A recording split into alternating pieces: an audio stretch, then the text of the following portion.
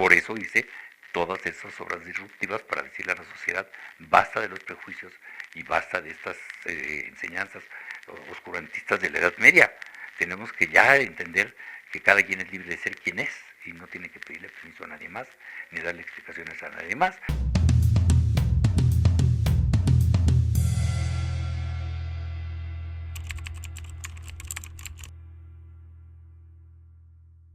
Recuerdo dos escenas que has contado en varias ocasiones. Esa tarde en Manolo Fábregas, cuando escuchaste la obertura de El Hombre de la Mancha, que te cimbró, y la vez que llegaste a Insurgentes y te presentaron a José Luis Ibáñez. Pues sí, son dos momentos cardinales, absolutamente. ¿Ahí empezó tu gusto por el teatro o ya venía de atrás? No, mi gusto por el teatro empezó desde que era yo niño, literalmente, desde mis primeros recuerdos. Yo me acuerdo que jugaba y hacía campamentos en mi cama, no se me puede olvidar, agarraba una escoba y la subía a la sábana y ya para mí eso era una casa de campaña, y entonces organizaba con mis amiguitos de aquel entonces representaciones adentro de la casa de campaña. O sea, para mí la representación teatral es algo que traía en la sangre desde siempre. Y yo pensaba que así éramos todos. Claro, porque para mí era lo más normal y natural. Después me di cuenta que no éramos así todos. Pero pues yo traía esto, obviamente desde siempre. ¿Y esos dos momentos capitales que dices, cómo los recuerdas? ¿Cómo fueron? Muy, muy vívidamente los recuerdo, porque yo fui a esa función del Hombre de la Mancha llevado a fuerza.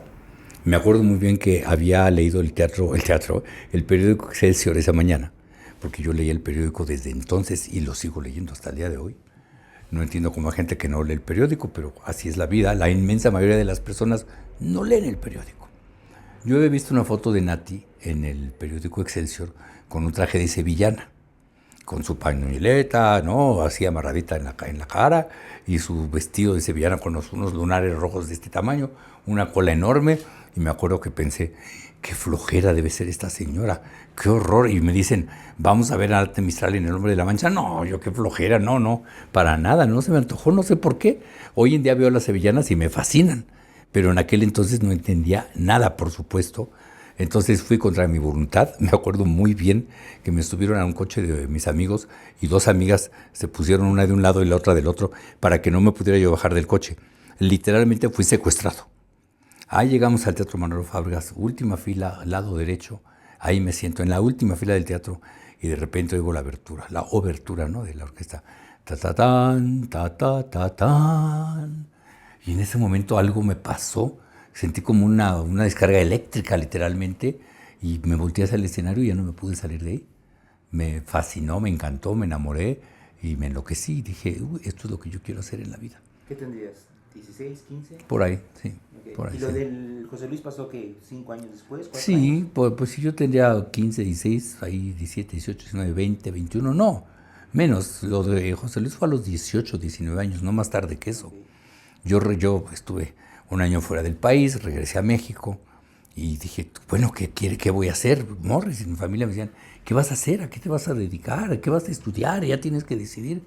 Y yo nada más decía teatro, pero en mi casa yo decía teatro y se reían, porque no entendían ni siquiera que el teatro era una profesión.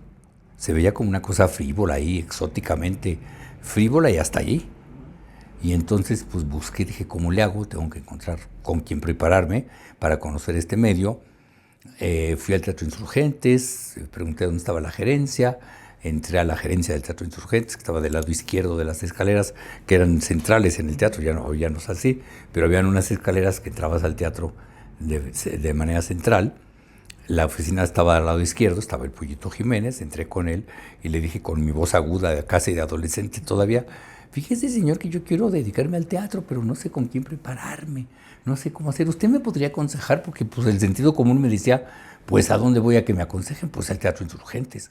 No fui al Manolo Fábregas porque yo creo que le tenía terror a Manolo. En aquel entonces me imponía demasiado, ¿no? Entonces no me hubiera atrevido a ir a hablar con Manolo Fábregas. Me hubiera mandado por un tubo, yo creo. Conociéndolo. No, quién sabe, Manolo era muy generoso, la verdad, también dependía del momento en el que llegaras. Fue después muy generoso conmigo, debo de decirlo, muy, pero muy. El caso es que terminé con el pollo me dijo, pues mira, ese señor que está allá afuera es maestro de teatro y con él estudian todo el mundo en este medio, en este gremio. Te lo presento. Mira, José Luis, te quiero presentar a este muchachito que quiere estudiar teatro. Y claro, Era yo muy guapito, por supuesto, jovencito, guapito. No creo que le haya disgustado nada a José Luis en lo más mínimo y me invitó a su taller de teatro, donde estuve 5 años. José Luis daba clases ahí en Retorno Sin Cincha, número 6, fíjate. Como no se acuerda, olvido la dirección, en San Jerónimo, que era una cerradita subiendo por San Jerónimo, casi te jugabas la vida para dar la vuelta para entrar a la cerrada, porque el tráfico venía siempre a toda velocidad. Y ahí empecé a estudiar con José Luis, y estuve 5 años estudiando con él, y él mismo me llamó a mi primera obra, como a los 6 meses, yo creo, de que empecé a estudiar con él muy pronto.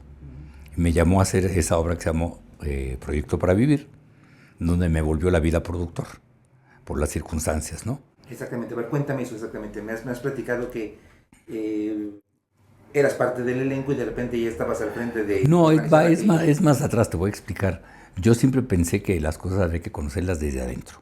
Con lo que decimos en el argot teatral, había que conocer las tuercas y los tornillos. Esa es la forma de conocer el teatro. José Luis me llamó a actuar en esta obra y yo tenía un papel muy chiquitito. Y me dijo, oye, el papel es muy chiquito, en realidad vas a aparecer en el tercer acto, porque era una obra de 3 actos, todavía se hacían obras de 3 actos. El papel es muy chiquito, pero es un buen papel y para debutar no está mal, ¿no? Con Fanny Cano, que era toda una estrella en su tiempo. El proyecto era buenísimo, pero me dice José Luis, quisiera saber si quieres ser mi asistente de dirección. Y dije, sí, por supuesto, me encanta la idea.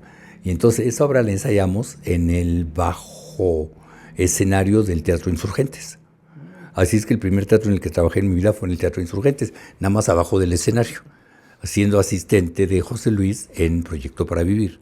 Y entonces, pues claro, siendo el asistente del director, yo preparaba la escenografía, la utilería, todo lo que usábamos, dependía de mí. Entonces yo llegaba a mis ensayos mucho tiempo antes para preparar que todo estuviera listo para poder ensayar.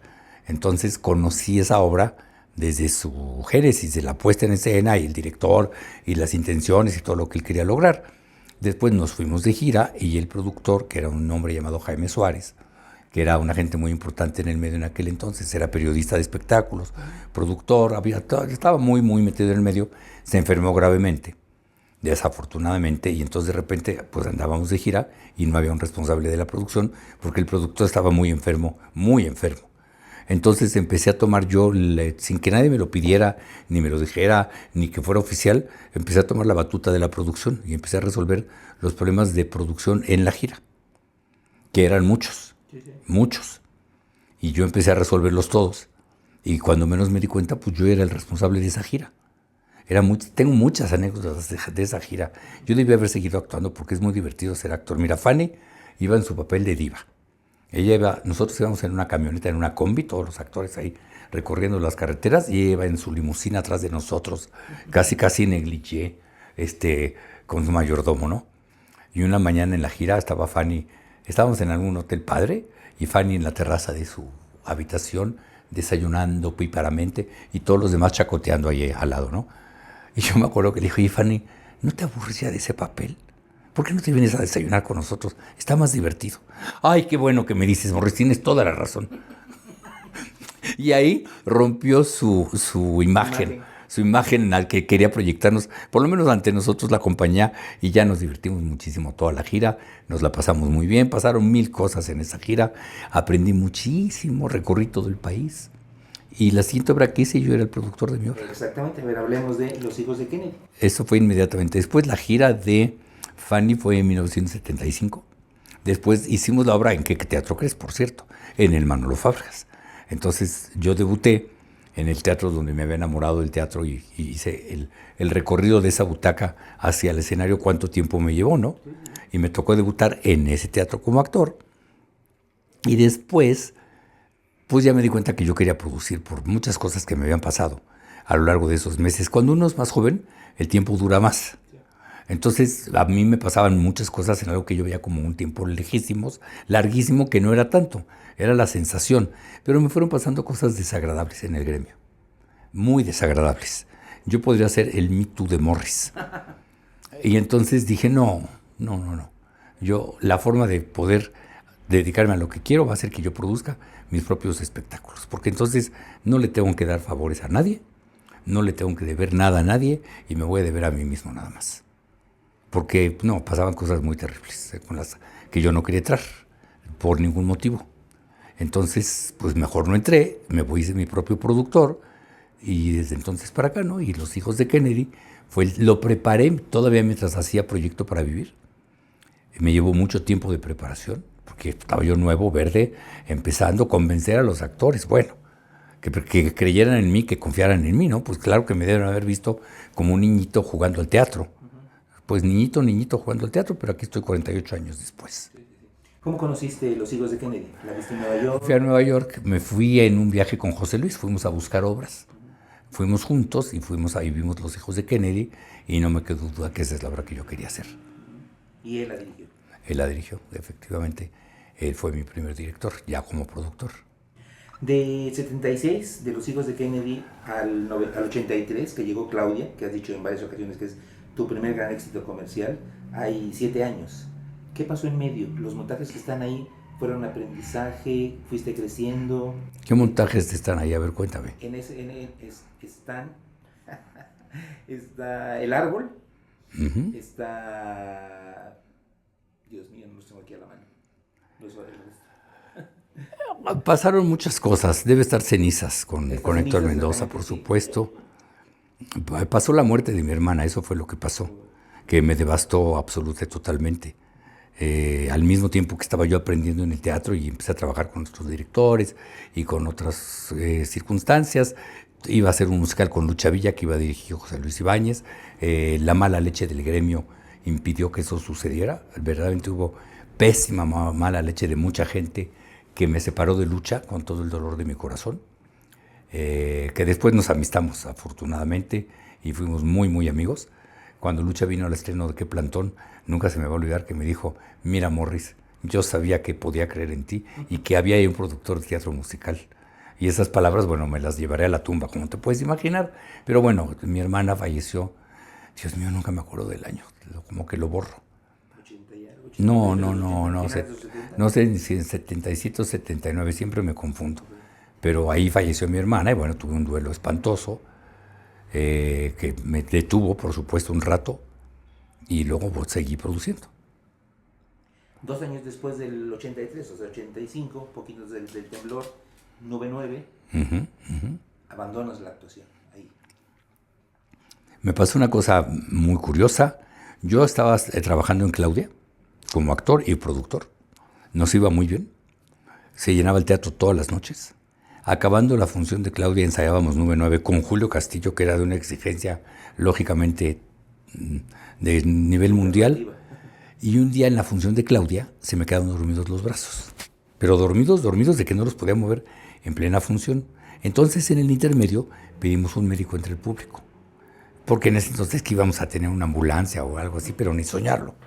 Pedimos un médico del público y afortunadamente entró un médico del público y dijo: cuénteme qué le pasa. Y le dije: pues mire, es que se me durmieron los brazos, no los puedo mover y estoy asustado de que no me esté dando un infarto. Entonces ese hombre, que nunca supe quién fue, que era un miembro del público, de estos doctores que andaban con su maletín, entró con su maletín, con su estetoscopio, me auscultó todo y me hizo preguntas. Me dijo: a ver, cuénteme usted qué hace. Pues mire, yo soy el productor de la obra y actúo en la obra y luego cuando acaban las funciones ensayo otra obra y luego me voy a dormir a mi casa a las 3 de la mañana y luego tengo otro negocio de donde financió el teatro y entonces a las 10 de la mañana ya estoy en mi otro negocio y luego salgo y me voy al teatro. Y me dijo: pues mire usted, no le está dando ningún infarto, lo que tiene usted es un ataque de estrés. Me da risa porque ahora ando con un ataque de estrés también en los últimos días. Pero si quiere que le dé un infarto, me dijo, siga haciendo exactamente lo que está haciendo porque seguro le va a dar. Yo le aconsejo que elija o producir o actuar. Es mi consejo. Le agradezco mucho, doctor. ¿Cuánto le debo? No se preocupe. No es nada, no me cobró nada. Se regresó como espectador a ver la función. Aplaudió. Terminamos la función. Nunca supe quién era esa persona. Y esa noche les dije a todos en el teatro: miren, por favor, quiero que se vayan, que me dejen solito en el teatro. Y prendí las luces con aquellos dimmers de palancas maravillosos que teníamos y me quedé viendo el escenario con la luz prendida y diciendo: ¿qué quiero hacer? ¿Para qué lado me voy? Tiene tanta razón este señor, tengo que decidir, ¿produzco o actúo? Entonces estuve unas horas conmigo mismo poniendo en la balanza una cosa y la otra, decidí dejar de actuar y decidí que Nube 9 iba a ser mi última obra y después me iba a dedicar a la producción. Y lo cumplí, lo que me prometí a mí mismo lo cumplí cabalmente. Hace ratito dijiste que lamentabas no haber seguido como actor. ¿De repente te dan ganas? Sí, por supuesto es más divertida la vida del actor que la del productor, por supuesto. Y hoy en día mucho más alivianada, porque gracias a Dios los actores hoy tienen mucho trabajo y a los productores nos cuesta más trabajo producir. Después de Nube 9, 1989, ¿qué Plantón? El primer musical en tu vida, donde Lucha Villa te dijo estas palabras maravillosas. ¿Cómo nace el proyecto de Plantón? ¿Cómo llega a ti? ¿Qué recuerdas de...? Mira, yo siempre quería hacer yo quería hacer un musical, era mi sueño, por supuesto, hacer musicales, pero como yo siempre he soñado en grande, porque soñar no cuesta nada, yo quería hacer Los Miserables. Y ya había conocido a Cameron Mackintosh, ya había venido Cameron Mackintosh a México, ya teníamos planes para hacer Los Miserables, pero por azares del destino nunca lo había podido concretar, porque así es la vida. Y en aquel entonces yo conocí a Memo Méndez, pues como conocí a toda la gente del medio ya. Conocí a la gente del medio estudiando canto con Lulu Quintero, después estudiando danza con Emma Pulido, y todos los años que estuve con José Luis, pues fui conociendo a todo el mundo. Nos brincamos el CUT, esa es una historia bastante... ¿Cómo será la palabra? Singular, peculiar. Yo iba a hacer mi graduación en el CUT, íbamos a montar X obra, y yo iba a ser el estelar de la obra. Luis de Tabría me había elegido para el papel estelar, que es cuando se enfermó mi hermana. Wow. Y entonces yo dejé todo y aventé todo y nunca le expliqué, pero era del dominio público. O sea, mis amigos lo sabían, mi gente lo sabía por lo que yo estaba pasando, que era lo más trágico y terrible que te puede pasar desde mi punto de vista. Entonces yo paré mi vida completamente en ese momento y me fui del CUT. Y entonces luego me mandó Luis un recado que las academias, que el CUT no eran las academias Vázquez, que no podía uno ir y llegar y salir. Y dije, pero qué tonto señor verdaderamente, que no entiende las circunstancias humanas, ¿no? Sí. Pero bueno, en fin, esa ya pasó mucha agua bajo ese puente. El caso es que en aquel entonces Memo Méndez se acercó a mí y me dijo, mira, tengo un musical y queremos hacerte una lectura para ver si te interesaría a ti producirlo. Y yo le dije, mira, yo tengo en el horno Los Miserables. Si se me concreta, que tengo todos los deseos que se me concrete, no voy a hacer ningún otro musical. Pero si no, pues pudiera interesarme, porque a lo mejor en lo que llegó a hacer Los Miserables podría hacer otro musical. Me hicieron una lectura muy bien organizada, me cantaron qué Plantón, por supuesto me enamoré del proyecto. Mira lo que tengo en mi escritorio, jaja. Mira. Sí, era un cassette que teníamos ahí guardado en la bodega. Me hicieron la lectura y efectivamente el proyecto de Los Miserables se volvió a postergar por la razón número 35,000 y entonces decidí sí hacer qué Plantón, por supuesto soñando en grande. Ellos querían una cosa chiquita, en un teatro chiquito, una cosa modesta, y dije, no. Si lo hacemos en grande. Yo ya pensaba en grande desde siempre, porque fui muy inconsciente, la verdad. Y entonces decidí que lo quería hacer en el San Rafael. Y entonces cuando llegué con Fela, porque ya estaba Fela al frente, doña Fela, porque Manolo ya estaba enfermo en ese entonces, se rió de mí, ay, como un musical mexicano en el San Rafael. ¿Estás loco? ¿Eso cómo? Eso no se ha visto nunca, un musicalito mexicano ahí. Dije, no, Fela, esto va a ser un gran musical, no va a ser un musicalito mexicano. El caso es que la convencí de que me prestara su salón de ensayos, o me lo rentó, porque no creo que me lo haya prestado, no me acuerdo. Y ahí ensayamos qué Plantón en el salón de ensayos del San Rafael, pero no con la idea de montar la obra ahí, sino que nos prestó el salón para que desarrolláramos el proyecto, para ver qué pasaba, ¿no? Y entonces cuando estuvo listo el taller y la obra corría, le dije, le queremos pasar la obra, para que la vea. ¿Qué día y a qué hora? Y todos emocionadísimos porque iban a venir Manolo y Fela Fábregas a ver nuestro ensayo. Y así sucedió, vinieron Manolo y Fela a ver nuestro ensayo en el salón de ensayos del San Rafael, y cuando terminó el ensayo le dije, Fela, ¿qué día debutamos en el teatro? ¿De veras estás tan loco? Sí, estoy tan loco. Aquí lo vamos a hacer en el San Rafael. Ok. Ya después, ya cuando lo vio correr, cuando vio el ensayo, dijo, no, si esto está serio. Era maravilloso. Sí. Y bueno, hicimos aquella apuesta majestuosa que para esa época era absolutamente majestuosa, con la tecnología de punta nunca jamás antes vista y miles de atributos que tuvo esa apuesta y de cosas que nos salieron muy bien, la verdad. No fue fácil porque tuve que lidiar con muchos egos, que es el problema de siempre en el teatro, pero bueno, el resultado fue brillante y tuvimos una gran temporada y luego hicimos gira por todo el país. Que Plantón duró 2 años en cartel en aquel entonces y de ahí se afamó para toda la historia. Después de que Plantón vinieron unos éxitos tremendos. Adorables Enemigas, La Fiesta, De gira con los López. Adorables Enemigas fue mi primer gran éxito comercial. Tengo muchos recuerdos entrañables con Adorables Enemigas. Número 1, porque fue mi primer éxito comercial donde empecé a ganar dinero en el teatro y sobre todo porque me hermanó con Carmen Montejo y Marga López, que eso no tiene precio, no se puede pagar con ningún dinero. Nos hicimos íntimos amigos, la pasamos requete bien, nos llevamos a todo dar, de veras nos hicimos amigos para siempre. Alguna vez te escuché contar que estando, creo que en el Telón de Asfalto, subiste a tu oficina y dije, no salgo de aquí hasta que tenga las actrices, hablaste con ellas y las convenciste. Fue muy chistoso porque a Marga yo le había hablado para Los hijos de Kennedy y me había dicho que no muy elegantemente. Y le hablé y le dije, Marga, esta obra no me vas a poder decir que no. No te lo voy a permitir, porque ya me dijiste que no una vez. Y era yo un niño imberbe y principiante, ni yo sabía lo que quería. Pero ya pasaron muchos años y ya sé lo que quiero. Y vamos a hacer esta obra. Y me dijo que sí, efectivamente, las dos. ¿Y Carmen cómo llegó? Carmen, igual, le llamé, le dije, mira, se trata de esto, va Marga López, porque yo era muy listo. Ah, no, si va Marga voy yo, porque Marga es mi hermana. Ya se consideraban hermanas entre ellas. Entonces Carmen dijo, si va Marga voy yo seguro. Ya con eso ya me convenciste. Entonces a Carmen la convencí vía Marga. Has contado que Adorables Enemigas tuvo muchos, digamos, no problemas, pero sí imprevistos. Una actriz que entraba, aquel anécdota que cuentas que se cayó la marquesina, Mira, los créditos mismos. Adorables Enemigas la estrenamos en el Teatro Insurgentes. Y después, por decisión del dueño del teatro, decisión equivocada desde mi punto de vista, nos tuvimos que ir. Y entonces vino la discusión de a dónde nos vamos. Lo lógico era el Teatro San Rafael.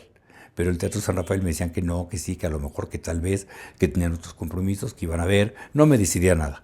Y yo ya no podía esperar más tiempo y estaba el Teatro Hidalgo disponible. Era cuando construían el metro y toda Avenida Hidalgo era un enorme agujero. Y tú para cruzar de la acera de Bellas Artes al Teatro Hidalgo tenías que caminar por unas tablitas así de 20 centímetros. Y yo me acuerdo que tenía un socio, que paz descanse, y me dice Jorge Esteves, no hombre, ¿cómo crees al Hidalgo? Para nada vamos a ir, eso es una locura, eso es un suicidio. Yo estaba parado fuera del Hidalgo y yo había decidido que íbamos a ir al Hidalgo. Le dije, mira Jorge, la obra era mía, él era mi socio, pero la producción era mía. Le dije, no hay ningún problema, si no quieres venir, la hago sin ti. Yo lo voy a hacer en el Hidalgo. Si quieres venir, estás cordialmente invitado a seguir en la sociedad, pero si no y consideras que es una locura y que es un suicidio, no te preocupes, no vengas. Decidió venir para mi mala suerte. Y tuvimos un trancazazazo ahí. Vendíamos las escaleras en el teatro, literalmente. Llenos todas las noches, la gente enloquecida, amando a Marga y a Carmen. Como ellas tenían que encabezar una semana una y otra, puse una marquesina fuera del Hidalgo con unos rieles. Y entonces se movían los nombres así. Y llegaba, cada semana que empezaba la función, a la que le tocaba encabezar, llegaba a revisar si estaba primero su nombre. Hermanas, pero los egos eran los egos. Y claro, allá fuera del Teatro Hidalgo, yo no sé por qué, cuál es el fenómeno de la naturaleza, pero se hacen unos remolinos. De vez en vez, pero unos remolinos fuertes, afuera del Teatro Hidalgo. Se los digo para que si pasan por ahí se cuiden. Pues nos toca un remolino de esos y agarra el nombre de Marga López y lo tira de la marquesina. No es que estuviera mal puesto, no que estuviera mal colgado, no que estuviera mal hecho, es que fue un remolino durísimo. Había vendedores ambulantes allá afuera del teatro, volaban los hornos de microondas con los que vendían palomitas, volaban los hornos de microondas en el remolino. O sea, fue algo fuerte y serio. Y desgraciadamente el nombre de Marga le cayó a una transeúnte, mira qué palabras traigo el día de hoy, y le rompió la clavícula. Y bueno, un sustazo, y quién va a ser responsable de esto, y cómo lo vamos a atender, cómo lo vamos a resolver. Finalmente esa mujer fue hiperamable y dijo, no se preocupen de nada, yo entiendo que es un accidente de la naturaleza, aquí no hay nadie que culpar, la atendimos, le pagamos el hospital y todo lo que hubo que hacer, y ella estaba agradecidísima y sin mala onda para nada, diciendo, no, entiendo perfecto, pero yo mientras tanto pasé un susto de los 10,000 demonios, y fue muy chistoso porque llega Marga al teatro y dice, no está mi nombre en la marquesina. Y yo me acuerdo que le dije, ay Marga, es que tu nombre pesa mucho. Literal. Tu nombre pesa mucho, ¿sabes? No lo aguantó el río. Exacto. Hablemos de 1997, creo que un año capital en tu vida. Dos cosas muy importantes. Aparece Ocesa y una obra que creo que ha sido emblemática, Confesiones de Mujeres de 30. Pues sí, yo ya traía en ese momento 20 años de carrera, ¿verdad? Porque 1997, lo cual quiere decir que empecé en el 77 prácticamente, sí. Me veía a los 20 años. Yo estaba muy decepcionado porque no había podido levantar Los Miserables, que era ya mi sueño y mi obsesión. Y había decidido dejar el teatro. Entonces yo dije, hasta que llegué, porque había hecho muchas comedias, muchos dramas, había hecho muchas cosas ya para ese entonces, ya había hecho Que Plantón.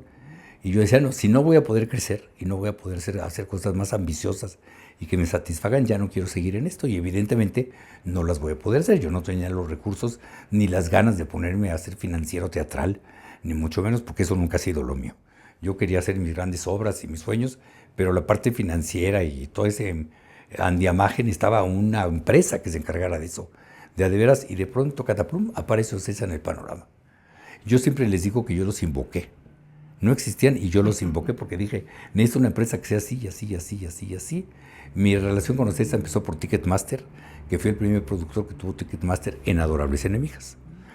Cuando pusimos el sistema y no funcionó, al director de Ticketmaster lo llamé y me dice su secretaria, es que no está el director, está en Boston.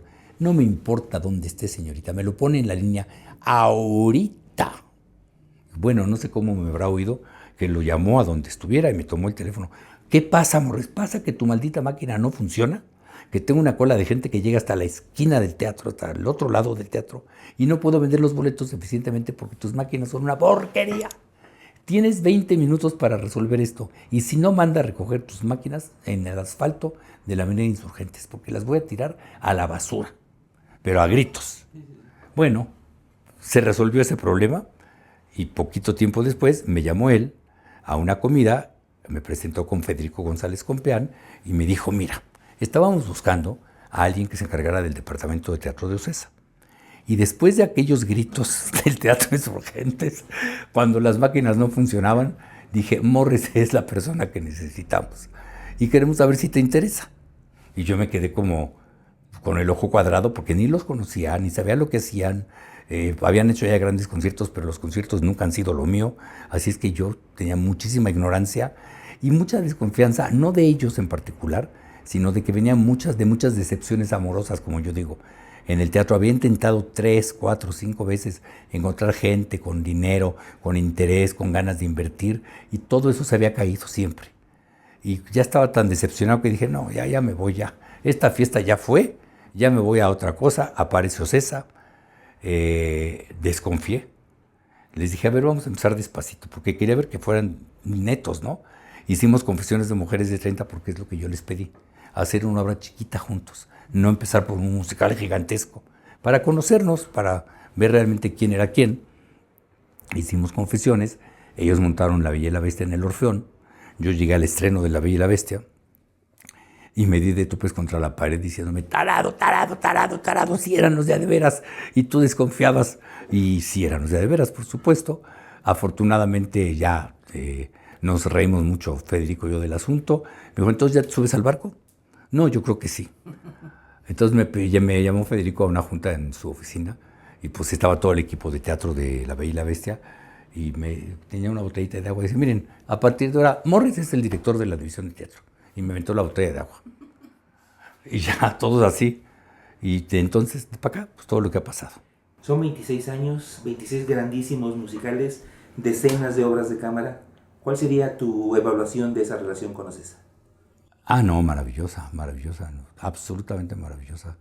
Es increíble que puedas, después de una relación de tantos años y de tanto riesgo y de tantas cosas juntos, poder decir que no he recibido más que cosas buenas de la gente de Ocesa y que no tengo más que cosas maravillosas que decir de Alejandro Soberón, de Federico González, de George González, de Julieta González, mi colega ahora en la producción, y de toda la gente con la que he trabajado en Ocesa, la gente más decente del mundo. Aman el teatro, les gusta muchísimo lo que hacemos, nos apoyan, pues casi de manera incondicional, y ha sido Así una, es. una relación muy maravillosa. Y sí, sí me saqué la lotería. Muchos dicen que me saqué la lotería. Sí, sí me saqué la lotería, pero por mi trabajo. No me la saqué porque me encontré un billete tirado en la calle, sino porque yo tenía antecedentes, tenía una carrera, tenía un currículum que ellos vieron, y bueno, se juntó el hambre con las ganas de comer. De esos 26 grandes musicales, ¿hay alguno que recuerdes especialmente por difícil, por gran satisfacción? Primero déjame corregirte, no son 26, son 26 con Ocesa, Bueno, pero Ocesa, son aparte Ocesa. 9. No, o sea, estamos hablando de aparte de 26 contra 9, ¿cuánto da? contra 26 más 9, mejor dicho. 35. 35 musicales, nada más para dejar bien el récord. Con Ocesa 26, ¿a qué me preguntaste? Que Si hay de esos 26, ¿conoces exactamente algún preferido, alguno especialmente difícil, alguno que digas, híjole? preferido, Anastasia. ¿Por qué? Porque es el que estoy haciendo ahorita. Y mi preferido siempre va a ser lo que estoy haciendo, lo que está vivo. Lo demás está en el recuerdo. Han sido cosas maravillosas, han habido cosas difíciles, pero hoy por hoy Anastasia es mi preferido, porque además tiene muchísimas virtudes que lo convierten en mi preferido. Difíciles, muchos. Mary Poppins fue muy difícil por la circunstancia del equipo creativo que teníamos, que estaban peleados entre ellos y nosotros no lo sabíamos, y era una guerra ahí espantosa, y además yo estaba pasando otra vez por un muy mal momento en mi vida, porque fue cuando se enfermó mi cuñada.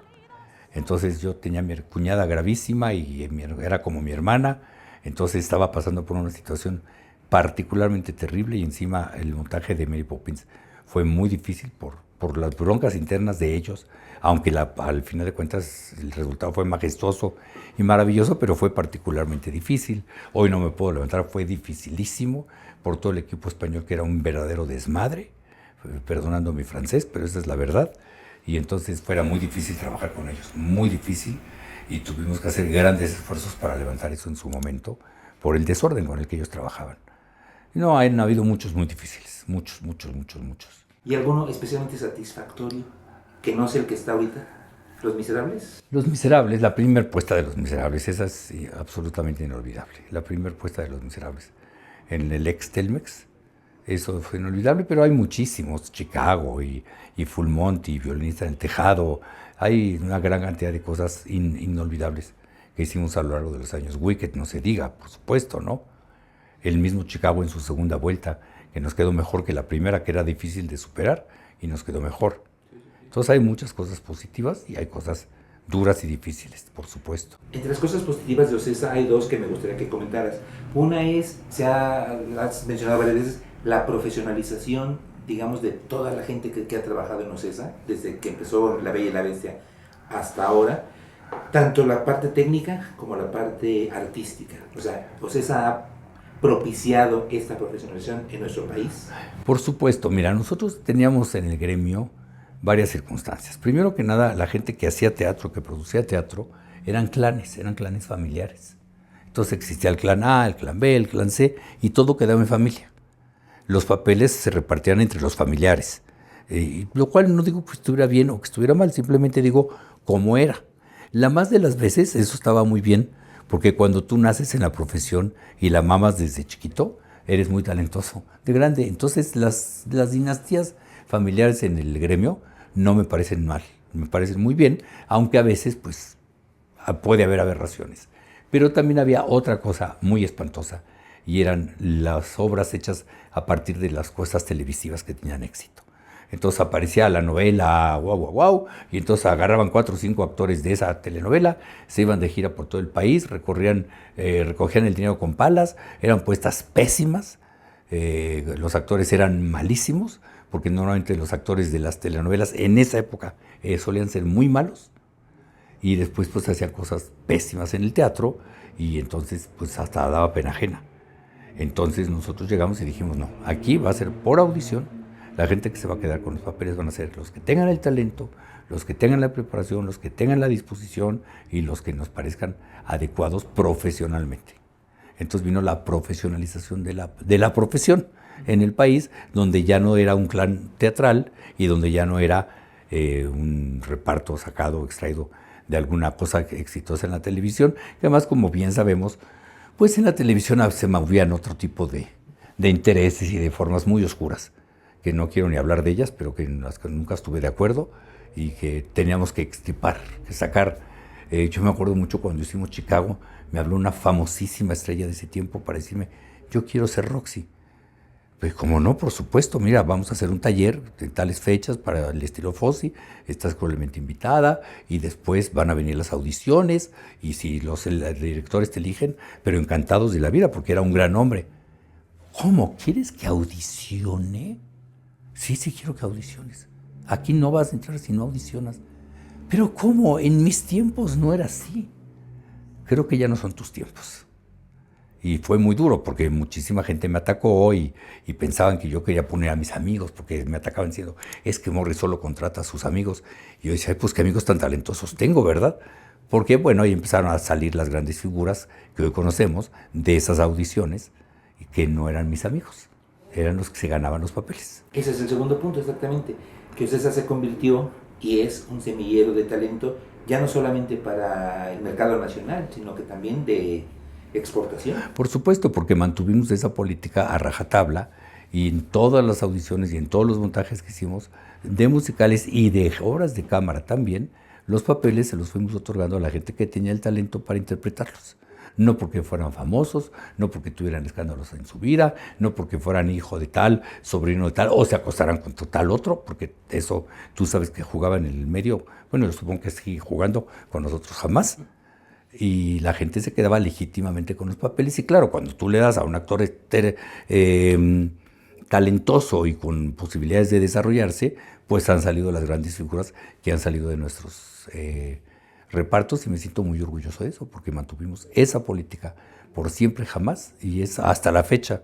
La forma de quedarse en una producción de esta empresa es esa. Yo creo que hoy ya nadie se lo cuestiona. O no sé.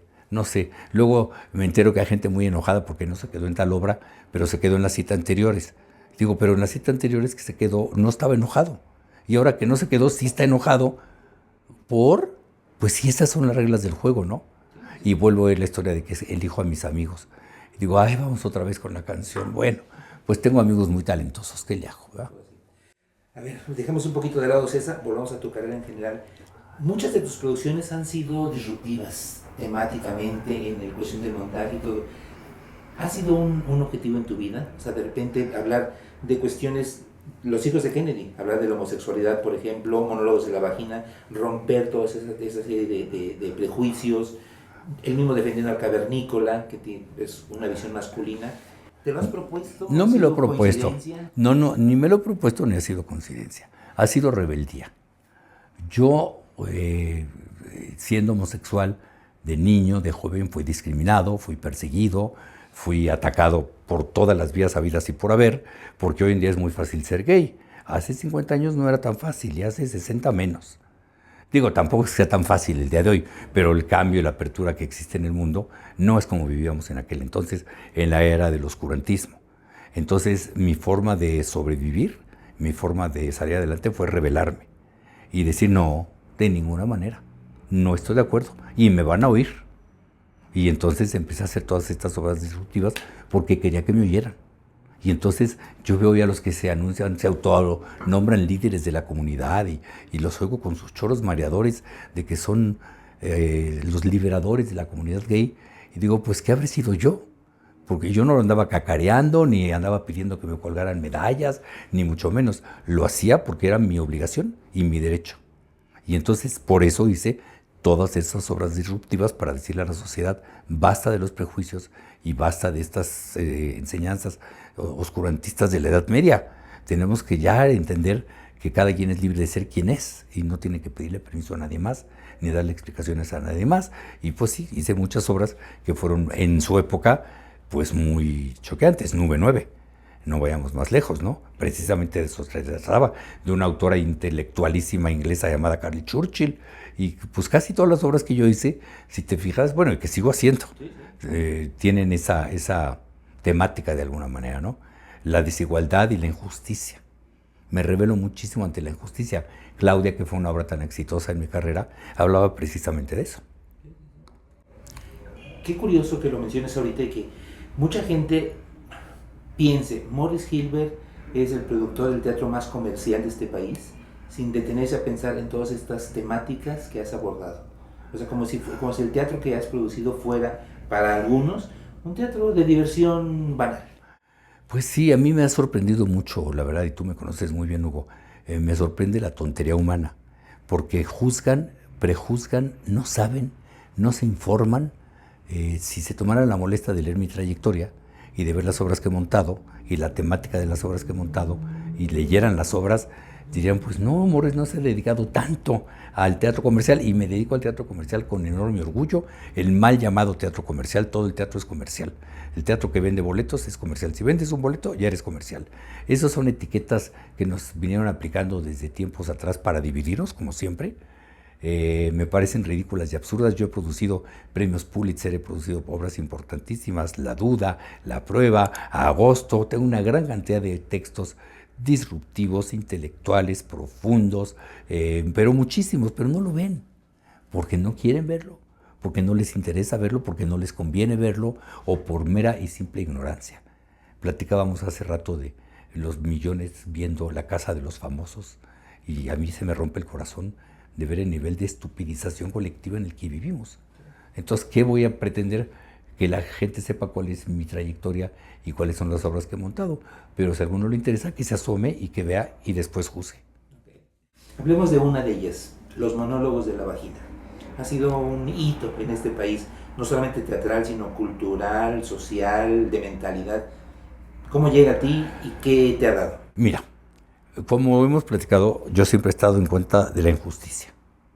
Y sobre todo la injusticia de carácter sexual. Toda la opresión bajo la que vivimos y todas las injusticias que vimos. Y cuando esta obra llega a mis manos, yo me enamoré profundamente del texto y me sentí comprometidísimo a hacer que toda la gente en este país escuchara esa obra llamada Los monólogos de la vagina. Y después, analizándome a mí mismo con el tiempo, me di cuenta. Uno de mis primeros recuerdos en la vida es que violaron a una chica en la puerta de mi casa en la colonia Condesa, y a mí me tocó presenciarlo, siendo un niño de 5 o 6 años. Y yo ese recuerdo lo tenía muy escondido en mi mente hasta que a través del psicoanálisis lo saqué. Y yo me di cuenta por qué conecté con los monólogos de la vagina tan intensamente, porque yo tenía en mi inconsciente ese horror que viví como niño y que me tocó presenciar un acto tan espeluznante. Y que claro, es algo que se te queda para toda la vida. Yo te lo cuento ahorita y es como si lo estuviera viendo y oyendo en mi cabeza. La circunstancia, el momento, los gritos de la mujer, todo lo que sucedió. Y después tuve mujeres maltratadas en mi propia familia, por increíble que parezca. Y entonces esos dos factores me hicieron que me comprometiera tanto con los monólogos de la vagina. Y mi idea era que todo México la oyera y que pasara lo que pasó con la obra. Y 23 años después seguimos haciendo los monólogos de la vagina, y me parece que le ha abierto los ojos a muchísimas personas y sobre todo les ha enseñado a las mujeres a defenderse. Entonces imagínate lo importante que es hacer esa obra. ¿Qué le dices a la gente que escucha a Morris Hilbert y te llaman incluso el rey Midas del teatro? No, pues que me la hagan buena si supieran la realidad. Esta es una profesión muy lamentablemente terrible desde el punto de vista financiero. En el teatro es facilísimo perder dinero y es casi imposible ganar dinero. Claro está que yo no ando por la calle diciendo que me va mal con esta obra o esta otra, porque es lo peor que podría hacer. Yo siempre tengo que decir que me va muy bien y que todo es maravilloso y que nos va siempre a todo dar, pero no es cierto. La mayor parte de las obras que montamos fracasan. La mayor parte de las obras que montamos nunca recuperan su inversión. La mayor parte. Es un pequeño porcentaje de obras que sí funcionan, que sí recuperan y que mágicamente pagan por todas las demás. Necesitas tener alma de taur, de apostador, y siempre los productores decimos, la próxima me va a ir muy bien, en la próxima me desquito, esta que viene va a ser la buena. Y por eso seguimos, porque siempre tenemos la esperanza que la próxima es la buena, y mágicamente de repente aparece el garbanzo de libra y es la buena. 3 preguntas rápidas para terminar. ¿Te arrepientes de alguna obra que hayas montado? Ay, sí, me arrepiento de muchas, desafortunadamente. ¿Por lo económico, por lo temática, por la relación humana y por cosas muy desastrosas que preferiría no haber vivido? La segunda, ¿qué planes hay? ¿Qué planes hay hacer a mediano o largo plazo? Mira, a estas alturas de mi vida mis planes van día a día, realmente. No tengo planes a largo plazo porque me parece absurdo tener planes a largo plazo a los 70 años. A los 70 años piensas en la semana que sigue o en el mes que sigue, la verdad. Ayer mi médico me puso un medicamento y me dio un papelito diciendo, bueno, tu próxima dosis te toca dentro de 6 meses. Y le dije, ¿dentro de 6 meses? Hasta me dio risa. Yo no pienso en nada dentro de 6 meses. Yo pienso en dentro de un mes, dentro de 2, dentro de 3. Y ya después, si me tocan los siguientes 3, 4, 5, 6, qué padre. Pero no veo las cosas hoy a largo plazo. Los veo a corto plazo. A corto plazo es seguir trabajando, seguir produciendo, tal como lo estoy haciendo ahora, seguir estrenando títulos, buscando obras por todo el mundo. Tengo producciones en el extranjero hoy en día, cosa que me propuse hace algunos años y que se han concretado afortunadamente. Yo puedo decir con mucho orgullo que hoy trabajo en 5 países, porque trabajo en 5 países. Como te dije, desde que plantón para acá, nunca me ha gustado pensar en chiquito. Entonces un día dije, ¿por qué solo México? ¿Por qué no pruebo Argentina? ¿Por qué no pruebo España? Y me fui probando y gracias a Dios con proyectos en todos estos países, con un futuro promisorio y sobre todo divirtiéndome porque uno vino a eso, a la tierra, a divertirse y a pasarla bien. La última, ya creo que lo has respondido de algunas maneras, pero ¿qué dirías que es el teatro en tu vida? Es mi vida. Pues más contundente, imposible. Listo, Mauricio. Está bueno, pues. Gracias, muchachos. ¿Sí? Hay muchas cosas que no sabía. ¿Te cae? Sí. ¿Cómo cuál?